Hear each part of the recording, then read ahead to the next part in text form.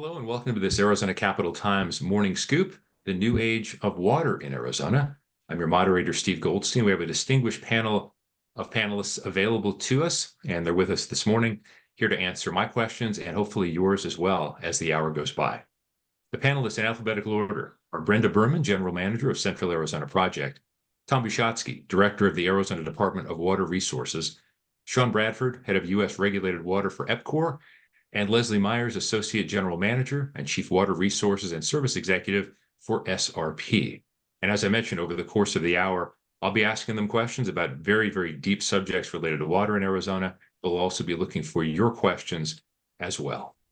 And now with special introductory remarks, we welcome the President of the CAWCD Board, Terry Goddard. Terry, take it away.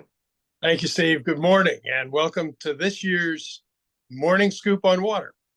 There's always a lot happening in the water world, and CAP is particularly pleased to be able to sponsor this program today at a very timely moment in Arizona's water history.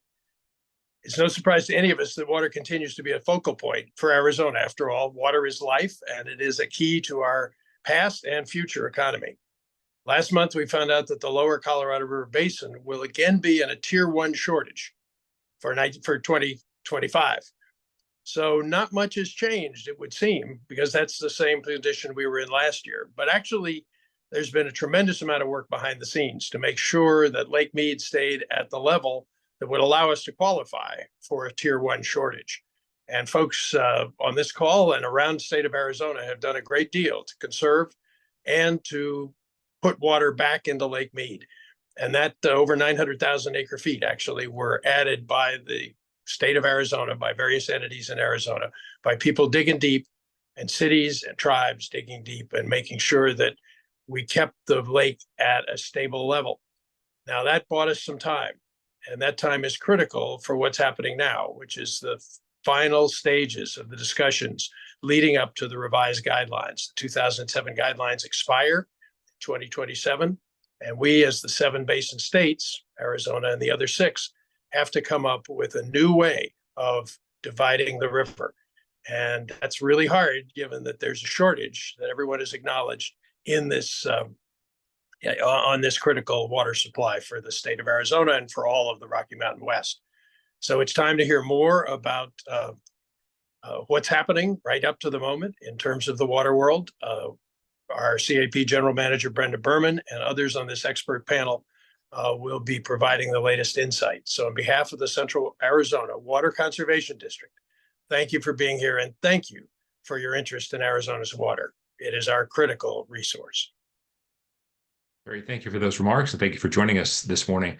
Tom Bushotsky, Terry gave us a great jumping off point. Can you put in perspective for folks on this call about the Tier 1 shortage for 2025? Overall, what is the state doing as far as water planning to help us go forward into this short-term future, at least? So, Steve, the issues with the Colorado River are very important. The river is our single biggest renewable water supply in our state, and it's shared almost equally half and half between our non-tribal and tribal water users in our state. So it is just one piece of the puzzle, though. We have issues with other water resources as well, our groundwater resources.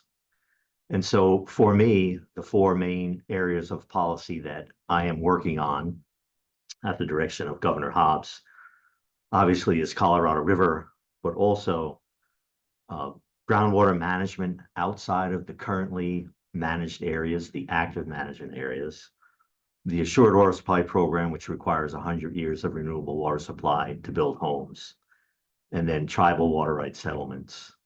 And all of those link to the Colorado River and to the other resources that we have available to us. So what's happening on the river is a little bit of a canary in the coal mine kind of an outcome. We are really entering into an era of limits with our water supplies. We have robust water supplies. They support many different uses: agriculture, municipal, tribal, home building, etc. But there are no real new water supplies on our horizon. A piece here or a piece there, but there's no large renewable water supply on the horizon like there was in the 1970s when the Groundwater Management Act was passed, and we had 1.5 million acre feet or so of Colorado River water coming to central and southern Arizona.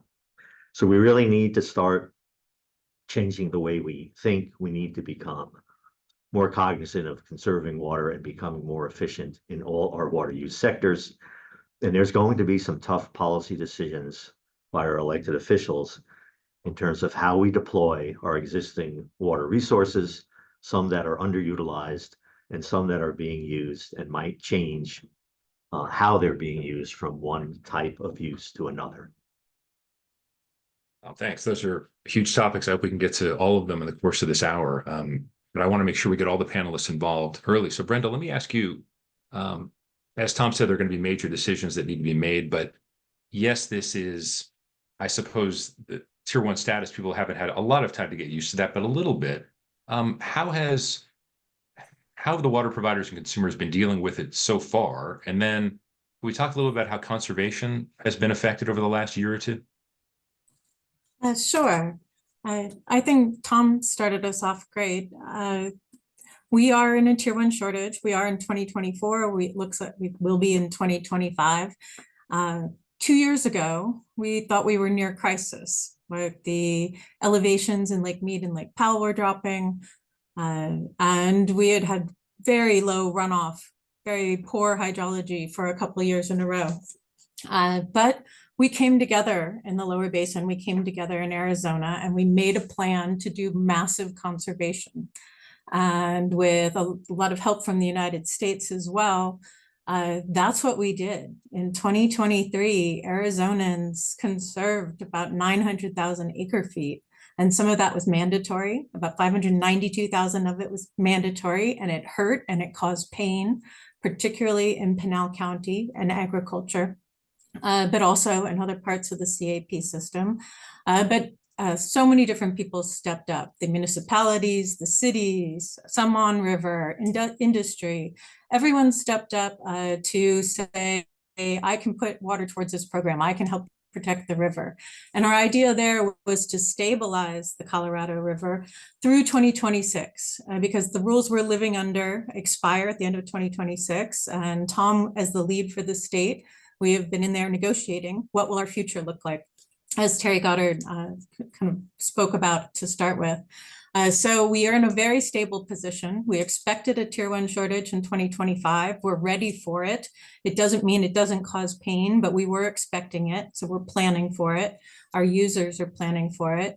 But really, that's to allow us the breathing room to focus on post-2026. How are we going to come to terms with the other states? How are we going to come to terms within Arizona about how we share a smaller supply? Tom, let me bring you into the conversation. I'm going to strike an optimistic tone to some extent, and that is Arizona for generations has been known for being innovative when it comes to planning, when it comes to water, finding solutions. How have we been dealing with water scarcity, and how will we deal with it in the short term? And how much of it has to do with what Brenda and Tom have mentioned about different groups coming together to really make sacrifices, but also come up with innovations? Yeah, I think Tom and Brenda hit the nail on the head that we've come together as a community to try to find ways to do more with less. I think now it's imperative upon us to make sure we're doing things and we're growing from a water conservation perspective, that we're having smart growth. We're looking at things like desert landscaping. We're incentivizing communities with turf removal programs, water reuse and water recharge. We have to take all of the wastewater that we're collecting and put that to beneficial reuse, either put it back into the ground and recharge the aquifer, or give that resource to communities or say the agricultural partners and have them use that water resource instead of pumping more groundwater. And then I think the last thing we need to do is continue to invest in aging infrastructure. Water loss is a big issue for some communities across Arizona. We need to make sure that we've got infrastructure that's conserving that water, not letting it spill out through leaking pipes. And that's just required reinvestment of infrastructure from small and large communities across the state of Arizona. Leslie, let me bring you into the conversation by asking a question related to what is the future cast related to finding other sources of water in Arizona. As Tom mentioned, there are limitations when it comes to that, but I'm wondering, are there certain innovations that cities and towns are trying that may help apply to other cities and towns and more broadly across the state? Thanks, Steve. I think everything we've touched on so far today really shows us that innovation is key. You know, we did an excellent job in Arizona early on in developing our water supplies, and we've grown significantly over time. And today we need to figure out how to wring every drop out of what we have and make the best use of it. So a lot of things actually are going on right now. When we talk about innovation and infrastructure, you know, we're working really closely with the Valley Cities and actually tribes and other partners on looking at ways to better use water on the Salt River project, ways to connect up um, uh, the Salt River project and the Central Arizona project so that folks can move their water around when there's shortages on the Colorado River. So all of those aspects of it are providing resiliency for our water supply. I think flexibility is key. You know, some of the things that we've been working with the cities on over the years, there's been a lot of groundwater stored, Central Arizona project, Colorado River water stored in this Central Arizona area. And one of the things that we need to do is figure out how to recover it and deliver it. So we've been working with Valley Cities on the ability to potentially use some of the Salt River project infrastructure for that. Connection to the CAP will help even provide a wider look at how folks can recover and deliver their water supplies. And, you know, we know that there's cities that are working on some really significant next steps, like advanced water purification.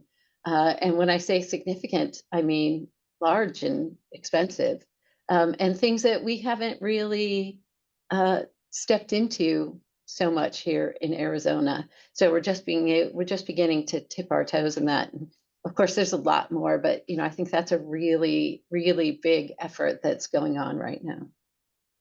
Promise not to be too cheesy throughout the call, but Tom, I want to start with you. I'd love to go all around the panel and ask this. So I think many of our viewers are people who are really, they don't just hear about water, they're actually involved in water, especially follow it very closely. But Tom, can I ask you, and as a media guy, I should be the one doing this, I suppose, but what is there a headline, a deeper headline you'd like people on this call to think about when it comes to water in Arizona? It's a lot to ask, but it's not like New York Times not that long ago had this thing about, oh my gosh, you know, why are people even living in this place? How can they even survive? And that's a headline that people got distracted by. What's a headline as someone who's involved in the trenches every day on this that you'd like people to think about when it comes to water right now, or the new age of water in Arizona? So I would say the headline is, we have robust water supplies. If we use them efficiently and we innovate in terms of management structures to take care of that water for our future, we have a robust and secure water future ahead of us. Brenda, can I ask you for that too? I'll promise I'll go in deeper, but that's when I just wanted to sort of get us going. Is there a headline that comes to you for water in Arizona?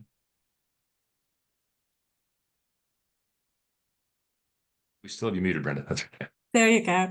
I said Arizonans pull together when it matters, and it matters right now. I think the next 2 to 3 years are really going to be pivotal for what is Arizona's future. And so it's up to all of us, everyone who's listening in on this call, our partners in California and Nevada and the other states, our partnership with the United States, but overwhelmingly within Arizona.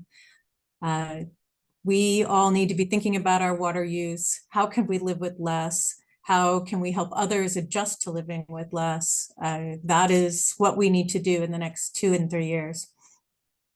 Sean, can I ask you as well? Yeah, I think, you know, we've got 195 participants. So I think everyone recognizes that water scarcity isn't anything new for the state of Arizona. We've developed with a very scarce resource for the past 70 plus years, huge successes. The communities are robust. This is a destination that people want to move to and live. But I think the challenges that we're facing going forward are going to require us to work together. And I think we've already started to do that in ways, saving water, cutting our usage, looking harder at water conservation, looking harder at water reuse. We can do it, but we have to all work together. And that's going to take some, I think, intestinal fortitude at the legislature to pass some rules, make some changes. We have to innovate. but we have to do it together. There's not one community or one entity that's on this call that can do it all by themselves and fix the problem for the state. It's going to require everyone, and it's a collective effort across the board. And Leslie, to you as well. So I agree with all of those. And I would just say, this is something that Arizona's always been good at.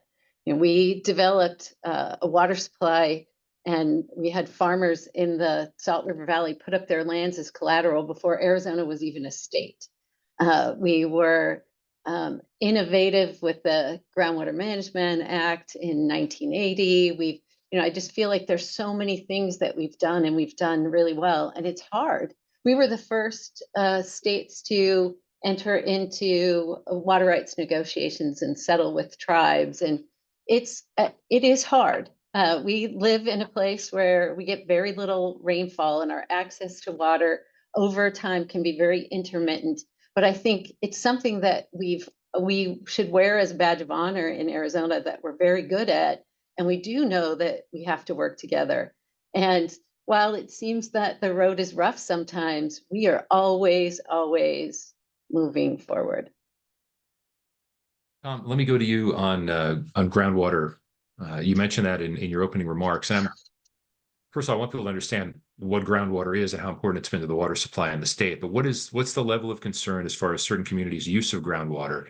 And what have you brought about? What are you seeing right now that it gives you some optimism again that groundwater will not be overused, overdone? Obviously, the Groundwater Management Act is many decades old at this point.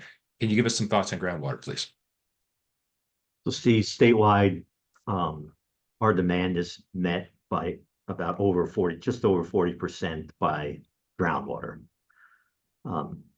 Again, in our active management areas, we have long-term management, mandatory conservation requirements, recharge programs to recharge our groundwater aquifers, and it's resulted in very healthy levels of groundwater in our aquifers. But again, we have a thumb, I guess, on a lot of that water. It's been allocated to farmers, it's been allocated for home building, allocated to cities. And so there are challenges moving forward as the growth in those areas might, especially our municipal areas and our home building, will occur. But there are management actions being taken to make sure that that smart growth will continue. There's some rulemaking going in front of the Governor's Regulatory Review Council right now that incentivizes home building with renewable supplies by allowing some groundwater pumping now in return for less groundwater pumping into the future over the 100 years.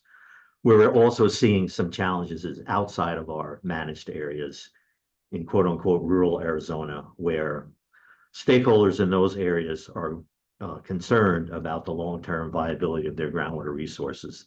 And it's not just the homeowners who are out there. And in some cases, we're seeing some shallow wells go dry because of falling groundwater levels. But even agricultural entities are concerned that the long-term viability of their business is at risk without groundwater management. So I have some authorities to manage groundwater in those areas that I might invoke. We worked over the summer and at the end of the legislative session with legislators on a new groundwater management outcome.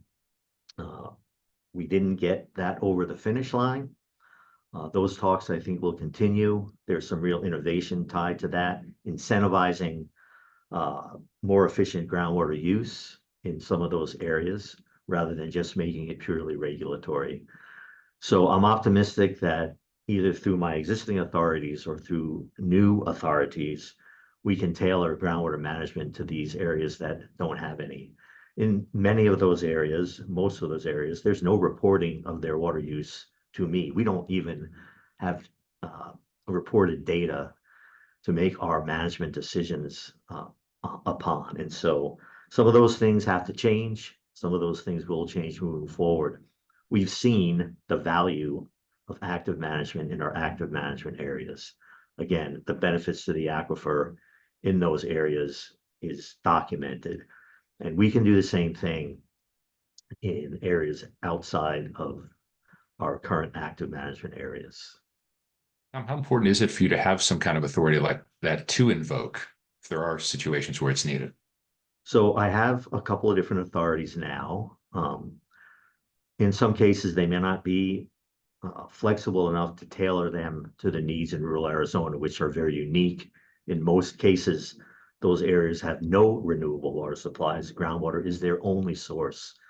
So we're trying to create some new tools that have more flexibility that can be tailored better to the conditions in those rural areas and have more input and buy-in by the stakeholders who live there. I want to open it up to Brenda, Sean, and Leslie. Any other comments about groundwater specifically? I know you're all insightful in all these areas, so if anyone wants to jump in, please do so.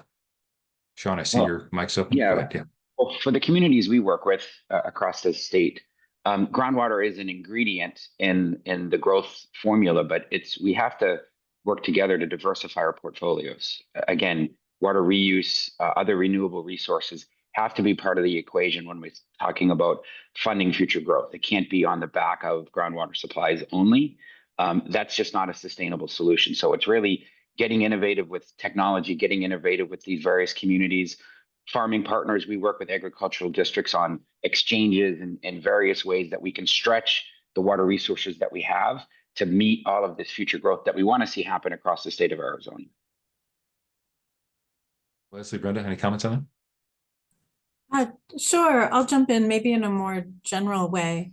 The Central Arizona Project intersects with groundwaters in a couple of different ways. One is, you heard our history. Our infrastructure was created to bring in surface water to help get folks off of groundwater, to help us have an assured water supply into the future. But also we manage the Central Arizona Groundwater Replenishment District, the GRD. And our job, we were created by the legislature back in the early 1990s.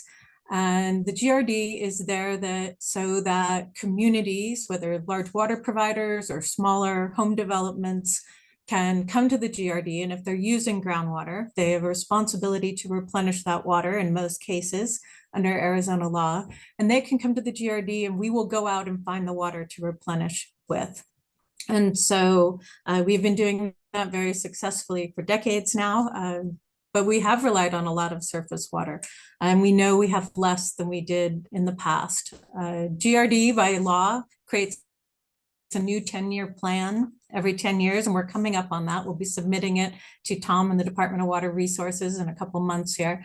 But I will say we are looking solid. We have a lot of resources that we've already put together, and for the thousands of members who have joined the GRD, our replenishment is about 35,000 acre feet a year right now. So it's not a lot of water, but it's the ability to bring together a lot of entities out there using groundwater to make sure we're all on the right side of making sure that we are meeting the goals of the Groundwater Management Act, and that we have water supplies for the next 100 years for everyone who's moving here. Leslie? Thanks. And I'll just add, I think Sean made a really important point that it's really important for everyone to have a diverse portfolio. There's been a lot of investment in recharging, acquiring long-term storage credits, storing water underground.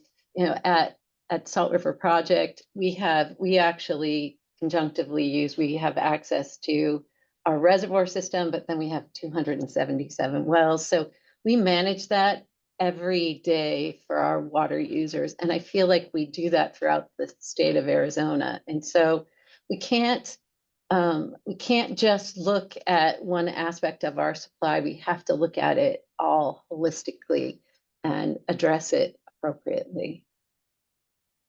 This is the Arizona Capital Times Morning Scoop, the new age of water in Arizona. Just to remind you who the panelists are: Brenda Berman, General Manager of Central Arizona Project; Tom Bishotsky, Director of the Arizona Department of Water Resources; Sean Bradford, Head of U.S. Regulated Water for EPCOR; and Leslie Myers, Associate General Manager and Chief Water Resources and Services Executive for SRP. I think this is a good time to go to one viewer question just to see what we think. The panel paints a very optimistic picture. That's really my fault as well. From a policy perspective, Arizona is a state that is against mandates. So without water restriction mandates for residents and big water users, i.e. farmers, utilities, home developers, etc., can we really conserve water without any mandates? Seems like the answer so far is yes, but going forward, Brenda, can I throw that to you to start us off with? The question from the attendee about mandates. I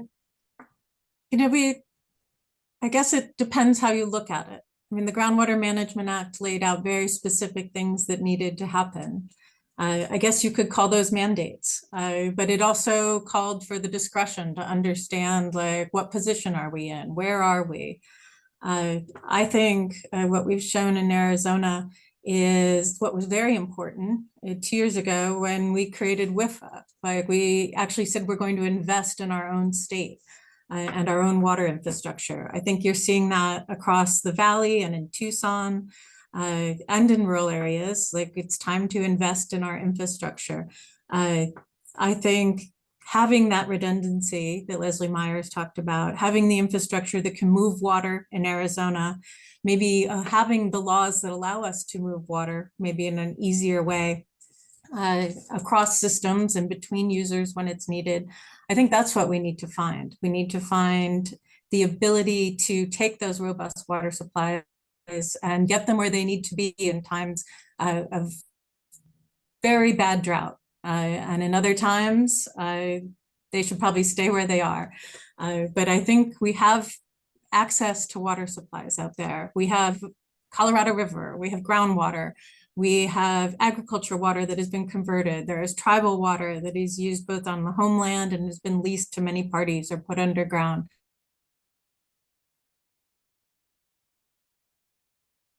Like, do we have the ability to move them around the state? I think those are things we need to be thinking about. And of course, our infrastructure at CAP crosses the state. We were built not only to move Colorado River water, but to be able to move water in the future. Leslie talked about having a connection between CAP and SRP. Right now, we can move CAP into the SRP system. And what we're looking for is a way to move water that would come from the Salton Verde River into the CAP system. That would allow us much more flexibility. That water could be found and moved to places across the state. Like, are we looking at that everywhere? I know a number of cities are, and they'd probably want to speak for themselves about their progress there. But I think what we need to be looking at is our infrastructure, our laws that allow water to move, and our ability to do that in a way that we can make that affordable for communities and environmentally smart for communities. I want to curl around a little bit. Sean, did you want to jump in on that? Well, I was just going to add, at a local level, cities and towns can develop rate designs that incentivize conservation. So you can send pricing signals to residents and businesses that with inclining tiered rates, so that the more water you consume, the more it costs on a per unit basis. And that can drive change in behavior, a change in use. It could incentivize a homeowner to get rid of turf in the front of their house or get rid of turf in the backyard and put in artificial grass and lower their water consumption, lower their water cost as a consumer, and ultimately save the community water at the end of the day. And Leslie, when Brenda mentioned that SRP and CAP can share water, transfer water, that's interesting. I'm not sure all our viewers would know about that. How important is that as far as it relates to mandating water use, et cetera? Well, I think that by, and I don't know if this gets us back to mandating water use, but the ability to develop and move supplies around really gives individual water users flexibility, and it goes back to that diverse portfolio. So for instance, we have a lot of water users that have access to CAP water and SRP water and groundwater. And so in years when they're potentially short on Colorado River water, if they have the ability through some of our newer development of infrastructure, reoperation of some of our existing infrastructure, to move some of that water that was developed on the Salt River Project system, but allowed to be used off the Salt River Project system, it really helps folks provide reliability and resiliency in the system. And I think Tom mentioned it, Sean mentioned it. Really, that is one of the big steps that's going to bridge some of these gaps when we talk about robust supplies, is allowing that kind of flexibility. Thanks. And Tom, I want you to weigh in on that because I think you were the first panelist to use the word robust. We've had a couple of people want to know really what that means. I think the rest of the panel gave us an idea, but from your seat at ADWR, what does robust actually mean? How do you define that?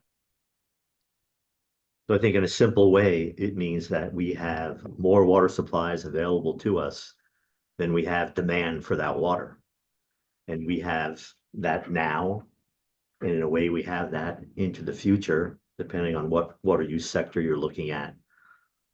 Again, if we become a little bit more efficient, we're careful about how we use our underground water supplies or groundwater, we can maintain that outcome. And an interesting statistic for folks is that essentially today, compared to the 1950s, we're using less water than we did then. Our economic output is over 20 times increased since that point in time. Our population about 7 times has gone up compared to the 1950s. So I think that is in part answer your question about what are robust water supplies. One other viewer question I think leads well into that is, what is the estimated water use in 25 years versus today's water use? And Tom, just based on what you said, and we're using, even as the economic impact has happened, the population has grown. So is there a way to project that, to talk about that? If we end up on the same pattern we have, I suppose we'll be using the same amount of water or less if our innovation and technology improves, right? So it will certainly be a challenge to continue our growth and have that outcome be maintained. And a big piece of that will be, what is the future of agriculture in our state? They use over 70% of our water supplies.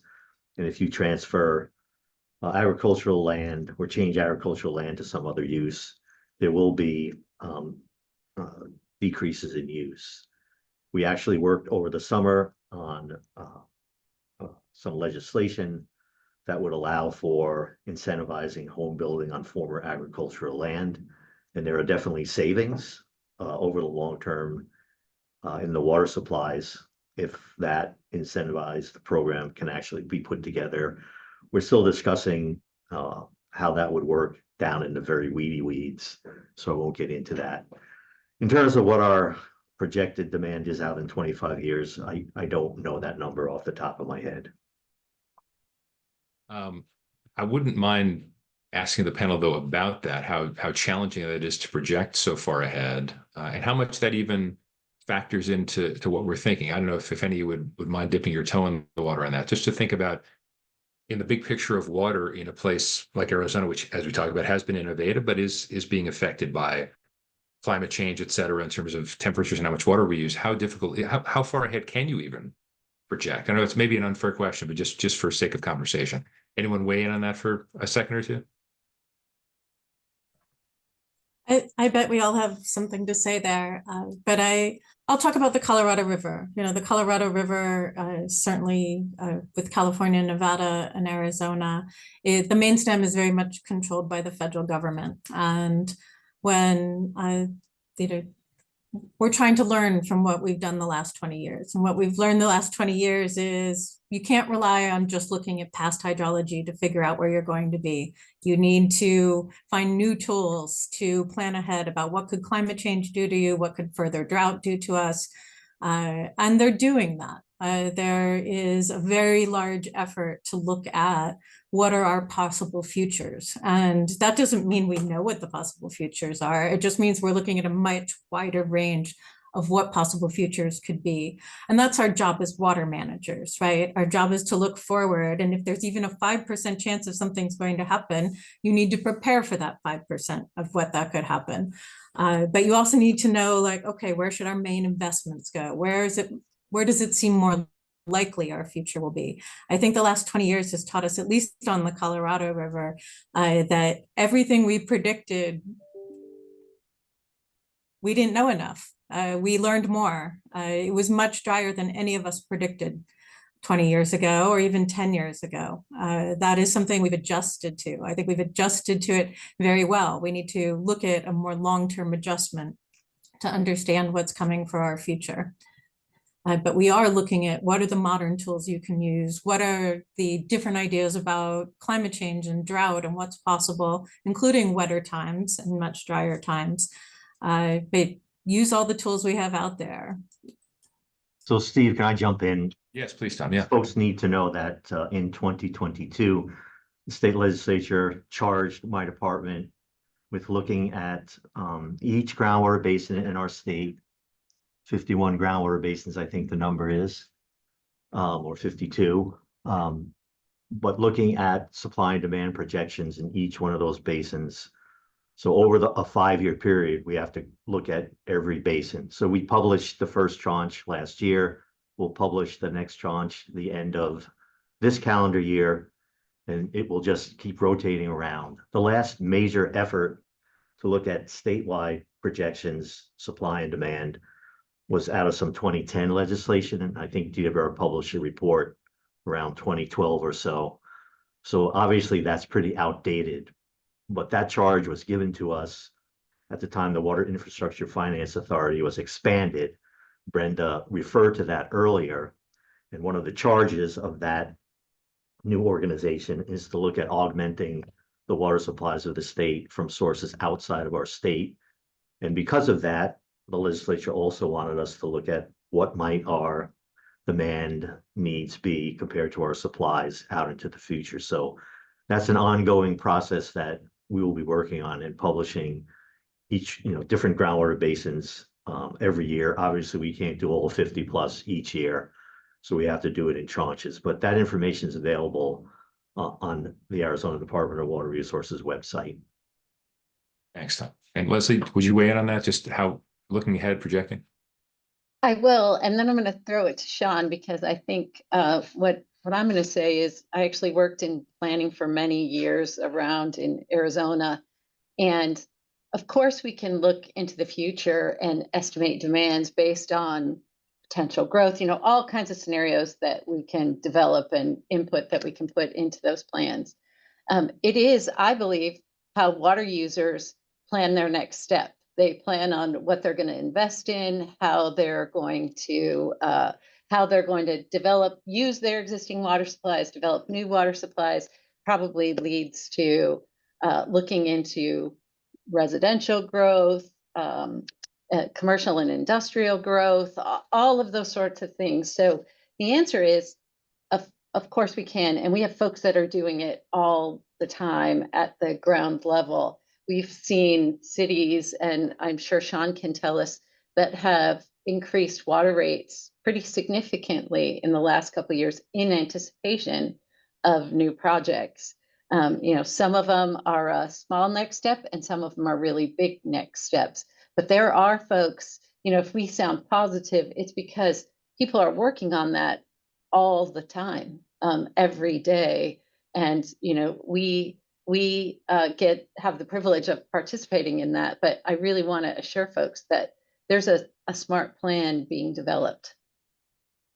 Sean? Yeah, and I think these the organizations that we've got on this call today, we wouldn't be here where we are today without ADWR and their planning efforts, without CAP and all the infrastructure that they put into the ground and that surface water they bring in on a day in and day out basis, and all the efforts of SRP. For me, though, there's also growth doesn't mean necessarily net new water demands. We have to really work hard at the water that we currently have. I've got a great example. We acquired a large utility in Santan, had 28% water loss. In 2002, it had 28% water loss. So this is not a situation that isn't solvable. We went in and we made some infrastructure investments, and we've essentially found 20% of new demands water supplies that are available today. So as Santan continues to grow for the next 20%, that water is already in our hands because we were able to take our water loss from 28% and move it to less than 10%. So there's some low-hanging fruit that communities need to really invest in, and that's making sure that the water that they have, they use it to the best of their abilities. And then there's new technologies that are constantly advancing, where we're looking at things like direct potable reuse. We're looking at those exchanges with various districts, irrigation partners, and the such, that's going to allow us to stretch this water as far as we can And that's going to also support new growth. Again, it's not necessarily net new water into the state or net new water that comes out of the ground. It's reusing and stretching the water that we currently have. Let me ask one, which is, I will move on to deeper questions more about specific issues because we have many things we haven't gotten to yet. Let me ask one sort of, it's going to sound fire and brimstone-y. It's not meant to, but many of us on this call have lived in the desert for decades. And it's been so impressive to see, as we've talked about, the innovation, the technology, the fact that 1950s we're not even using more water than we did then because of all the things that have happened. This place has grown so fast. And as we mentioned, there have been the impacts of climate change. Is there a point in time where you start to get nervous in terms of the number of people moving here? I mean, there isn't a number per se, but if we could cap it at another million and then that's enough, or are we prepared to be the third largest city in the country, the second largest city in the country with the water supplies we may have to have? Steve, let me jump in, and I'm not nervous about that. I'm not concerned about that because, for example, our requirement for an assured water supply of 100 years before you can build a home is going to act as kind of a governor, so to speak, on that growth. And we've seen issues already in Pinal County, essentially in Maricopa County with that. The governor announced that a 2 Junes ago. We worked on potential solutions, and we have some solutions out there that we're still working on. So by its nature, our structure will make sure that we have the water and don't exceed our water supplies in our population because of our assured water supply and our other management programs. So what that upper limit is, it's hard to predict.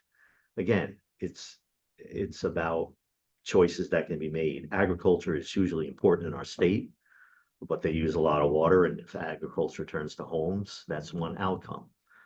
We have lots of use right now of treated wastewater. A lot of that's going into environmental purposes, restoring stream flow, restoring stream habitats. There's going to be a choice to be made as to whether or how much of that can continue and whether that water needs to go to direct or indirect potable reuse, as Sean's mentioned a few times. So again, it's really about policy choices. It's about, coming together. And I'll talk about another headline. You asked me about one earlier. That headline should be challenges create opportunities. Let me go to one more viewer question. Why would we incentivize building homes on top of agricultural land? Why grow a population if you can't feed it? Water is interconnected with all areas of sustainability, including fostering a strong local food system. We had a couple of questions very similar to that. Sean, is that one you could jump in on? Sorry, I had unmuted. I think it's all about balance. Obviously, we have to have a strong industry in the state of Arizona to attract people to go to work and to live and grow here. So it's all about finding the right balance. I don't think anyone's advocating for the removal of all agricultural opportunities across the state of Arizona, taking that water and building new homes. I think it's about doing it in a way that's got some balance to it. It's as agricultural lands start to be extinguished and they want to be developed into homes, doing that wisely, making sure that you have a good balance so that that agricultural use is stopped. You're not over pumping groundwater to build homes on top of it. Leslie, is that something you'd want to weigh in on? I agree with Sean, and we've seen in the Salt River project service area, which was completely agricultural 120 years ago, has very little ag land left. And as our service area, which is right here in central Maricopa County, has urbanized, our water use has gone down. And that is, I believe that's been the natural progression of things. I don't think that there were things done that incentivized the sale of that ag land. It just became a more economic opportunity. There's one big concept that has gotten people very excited over the years, and that is desalination. So we have one question as well that says, would Yuma or Imperial California desalination be viable? Is the Israeli model sufficient? Brenda, Tom, is that one for you guys? Steve, I'll jump in and Okay. there is saline underground water in the Yuma area. Whether or not it's part of the Colorado River is one of the questions. There is an area in which folks think it is not part of the river. There's been talk over the years of looking at that as a potential desalination source. I think opportunities other than Yuma may come to the fore before Yuma comes to the fore. We are working right now with Mexico on potential desalination partnerships through the 1944 Water Treaty with Mexico. I happen to be the co-chair of the desalination work group for the United States, which is Department of Interior, the State Department, California, Nevada, and Arizona. So we're looking at opportunities right now. A report was published in 2020. In June of 2020, you can find that on the International and Boundary Water Commission, a U.S. State Department agency website, if you want to look at that report. And we've kind of shifted a little bit now to desalination on the Pacific Ocean, south of Tijuana, because of issues in Mexico.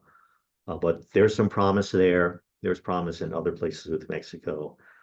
And I think desalination, has some different aspects of it, the cost, the environmental issues associated with it. I think at some point in time when the price of water through current methods, reuse, as Sean described, conservation, et cetera, it's going to continue to increase as you build infrastructure as well. And desalination is becoming more viable from a cost perspective as well. I think it's a matter of time before we find a way to access either desalination with partners who have oceans or the desalination of underground water within our state. And again, DWR has a report that shows locations of that underground highly saline water. And of course, there are lots of issues that attach to the legalities of pumping that water. And it's a bit complicated, just like everything water. Yes. I'd love to have anyone else weigh in. Brenda, do you want to go on? Sure. I think when mentioning desalination or the Yuma area, a lot of it goes back to efficiency. And Sean talked about efficiency and how much water can be gained there.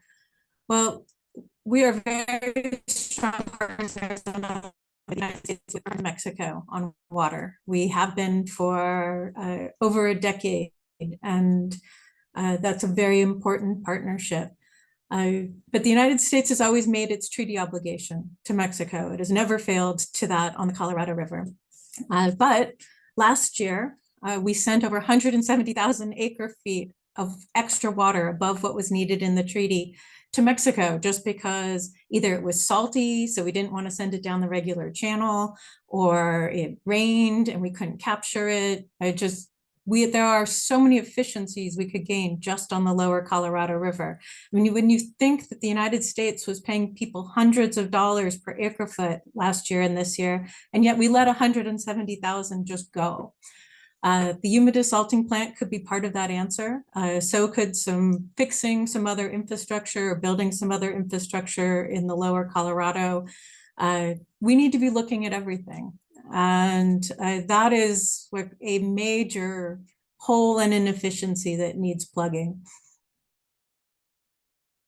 I want to move on to, this was actually brought up by one of our viewers, but it's also just a bigger picture. And Tom and Brenda, I hate to keep throwing all these things to you, but what kind of progress has been made with tribal water settlements? And how vital are these settlements going forward for the state and the tribes? I guess I'll start, Steve. And we have 3 tribes that we settled: the Northern Arizona Indian Water Rights Settlement, Navajo Nation, the Hopi Tribe, and San Juan Southern Paiute that are sitting in legislation in Congress. We have another tribe, the Yavapai Apache Nation, which is on the Verde River northeast of Phoenix. When you look at those 4 tribes and the tribes that already have their water rights determined, either through settlement or litigation, we're only left with a handful of our 22 tribes whose water rights need to be quantified.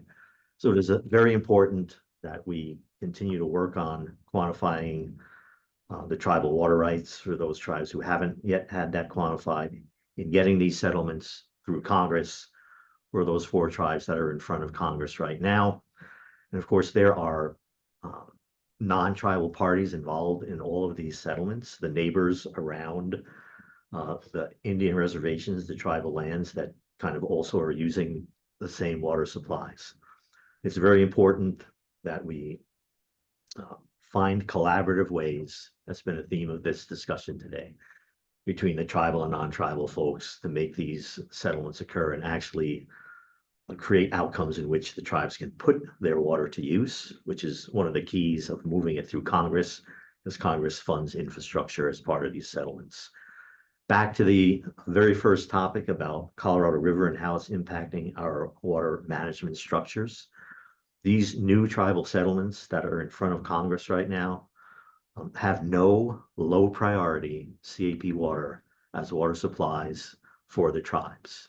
In former settlements, some of the low priority water was given to the tribes. And of course, we don't expect that low priority water to be available after 2026 anymore. So we took it off the table. So when you talk about a major policy shift because of the shortages on the river, that's a great example of one. The tribes who settled are working with the United States Bureau of Reclamation on maybe finding ways of making themselves whole again, or at least partially whole, with those low priority water supplies.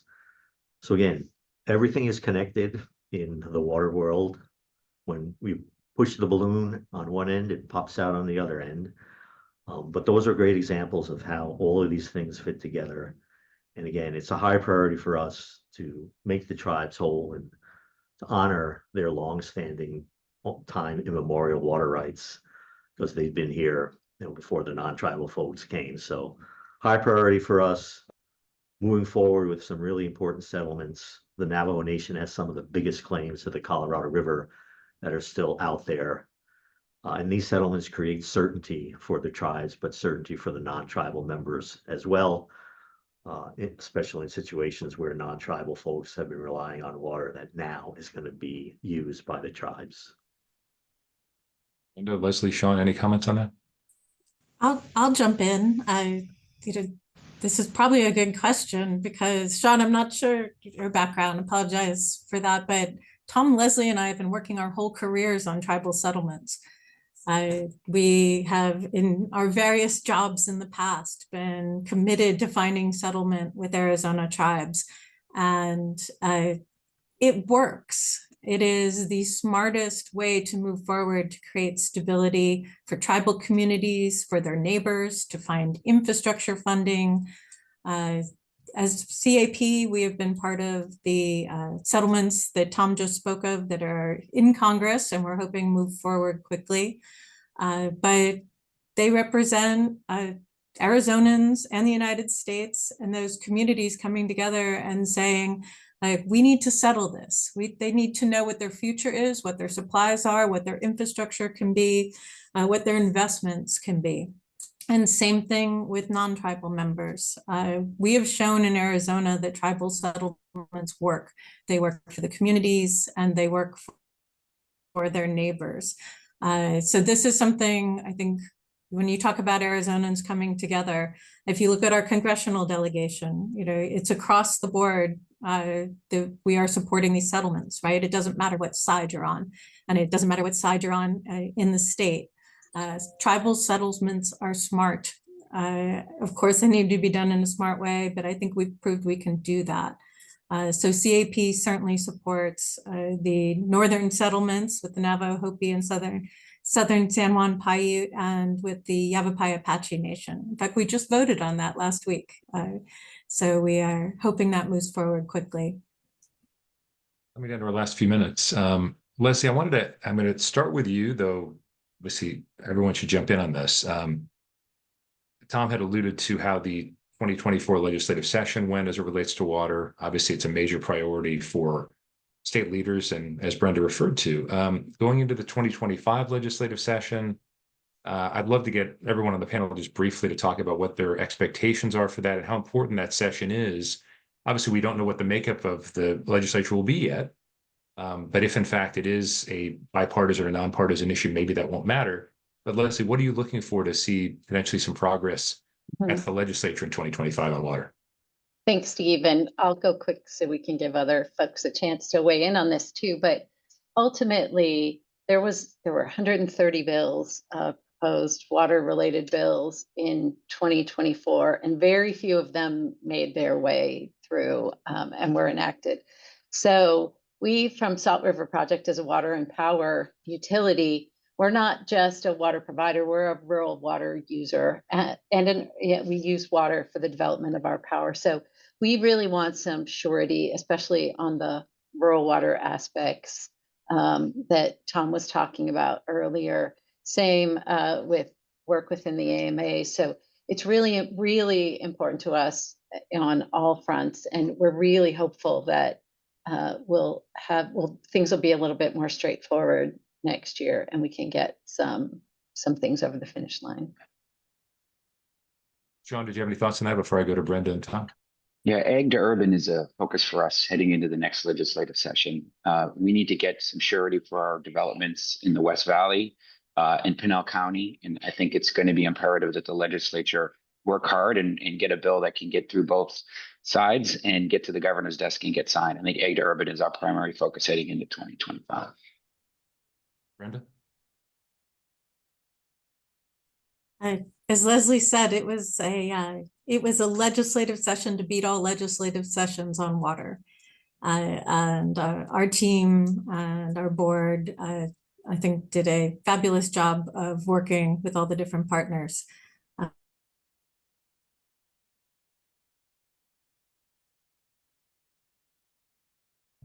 Leslie freeze on us? What I'll tell you for is we were working to make sure being projected. Can you still hear me? Yes, we lost you a bit. So if you want to sort of re-say what you said, yeah. So we very much in 2024 concentrated on understanding and helping others understand, like, what were the risks and what were the possible burdens of different policy choices. So for example, with the groundwater replenishment district, we are set up to resupply water that is taken out of the ground. But we are, as we said, right in the middle of a 10-year plan to look ahead about how that will work. So we would want something that creates more obligation on the GRD to be predictable, to be affordable. The GRD is funded only by its members. Its water is more expensive than a lot of water in Arizona.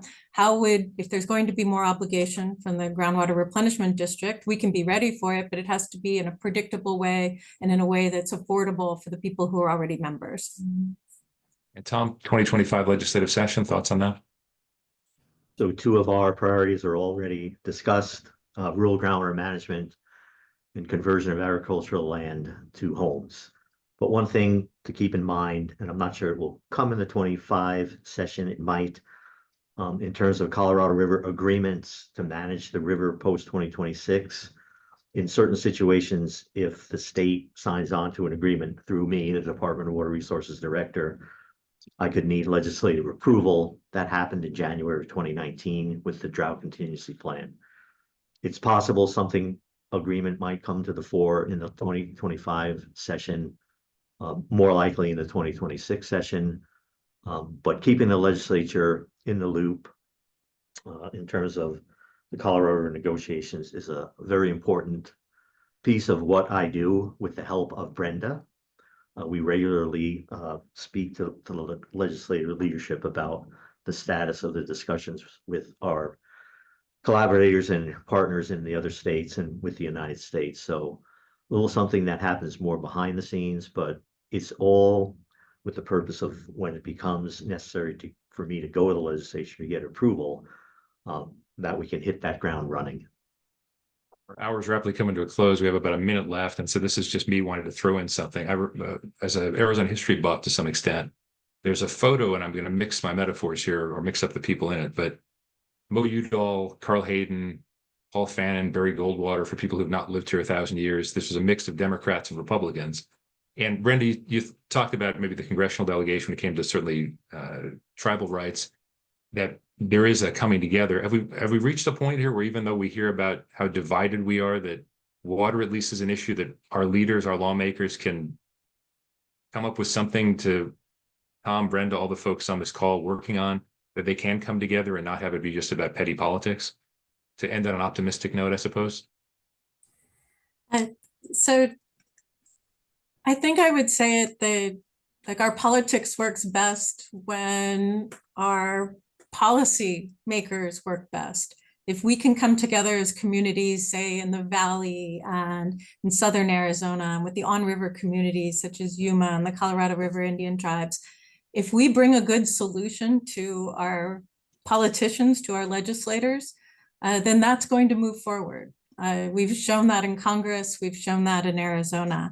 I think it's all of our jobs here, water managers, water users, city councils, I guess, which is politics too, but to come up with solutions, to be able to compromise. Like true leadership is being able to bring home a compromise and have it be accepted. Like, are we setting ourselves up to do that? Because it's in the next 2 years that we will need to compromise and we will need to come up with a solution. So I don't want to lay it all on the backs of our legislators because we can't just drop the problem at their feet. Like, we need to bring them true solutions that we've agreed to.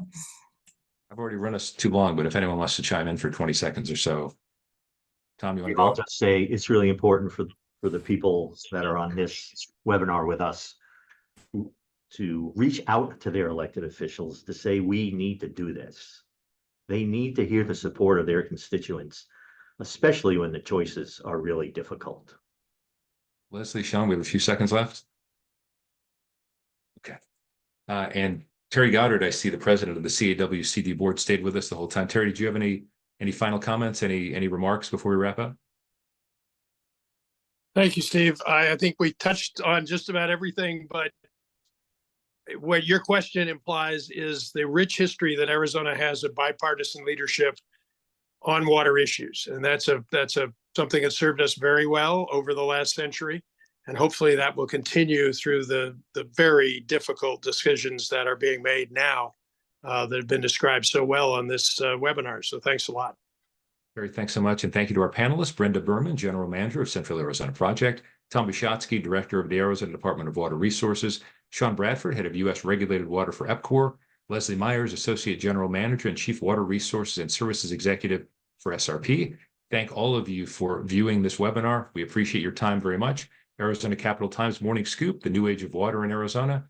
Steve Goldstein. Take care.